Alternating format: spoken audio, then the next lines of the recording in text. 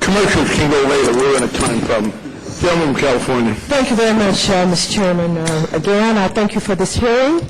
It is extremely important that we hold these hearings to find out as much as we possibly can about what's going on in these industries and these companies that are coming before this Congress asking for government assistance.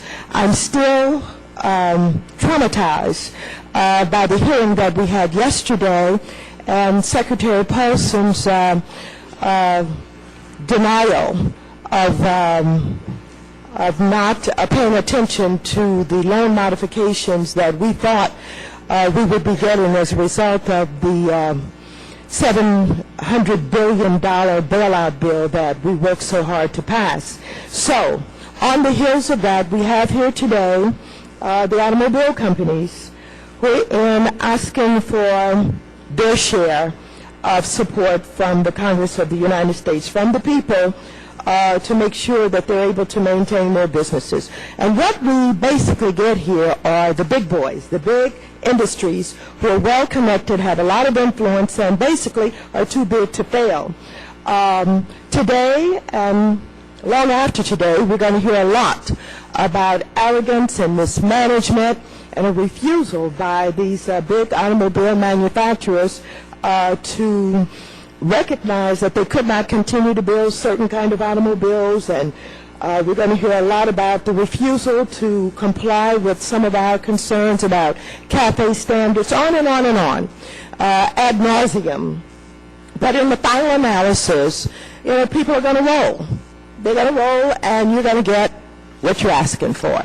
If I had my rubbers, the $25 billion that we've already given you, I would say take it and run, and we'll deal with the environmental concerns a little bit later. However, many of our members do not agree with that, so you'll probably get an additional $25 billion. Here's what I want to ask you. Mr. Nardelli talked about the car dealers, and we just heard my colleague talk about his experience with his car dealership. I have here correspondence from the National Association of Minority Car Dealers, and I'm going to read you something. As you consider the request for financial assistance to the automobile industry, I urge you to also consider provisions to provide financial assistance to automobile dealers, especially ethnic minority dealers. These dealers are being negatively affected by financial and captive institutions with their increase in floor plan interest rates, the curtailing of lines of credit, the canceling and or non-renewal of floor plan loans, and the overall lack of lending to automobile dealers. As a result of this credit crunch, it is estimated that over 600 dealerships and 30,000 jobs have been lost already. Of that 600, it is estimated that over 150 were owned by ethnic minorities. If immediate assistance is not provided to automobile dealers, extremely negative consequences will be felt within the dealer program and the industry that will directly and adversely affect the economy in the United States, both short and long term. You basically said that too, Mr. Nardelli. You talked about the lack of liquidity and the inability to have these floor plans that would provide the capital that's needed, I guess, for inventory to these car dealers. Having said that, I'm about small businesses as well as about big businesses. And I've had enough experience here to know that oftentimes when we help the big businesses, they say that they're going to help the small businesses, but it never quite works that way. How many of you would be willing to dedicate a portion of this money, say $1 billion of the $25 billion, to make sure that there was lending opportunities to these automobile dealerships? How many of you would agree to something like that? Let me start with Mr. Wagoner. Yes, what we're trying to do, Congresswoman, is also work on the ability of our finance companies to be able to go back to the kind of traditional funding that they've offered to all of our dealers. And we've been working with the captives, either fully owned or in our case partially owned, to work with the Fed to get care.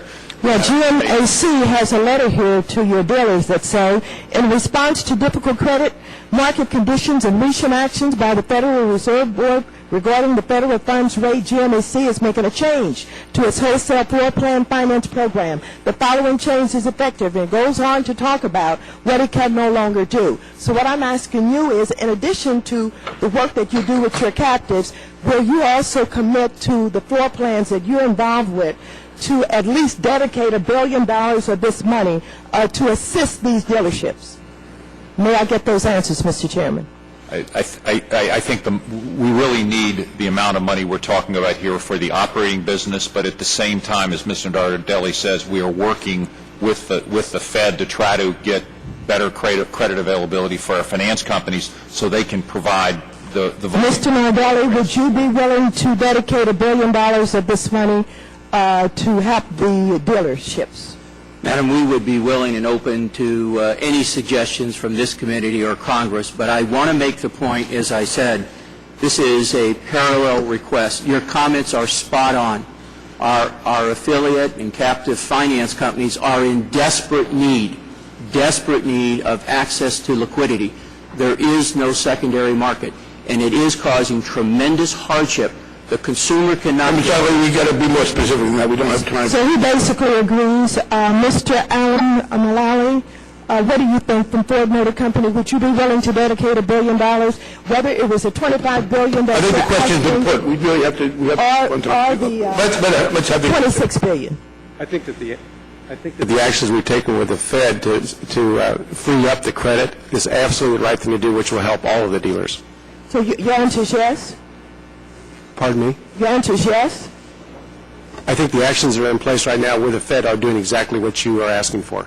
The gentleman from West Virginia. Thank you, Mr. Chairman. I want to thank the panelists.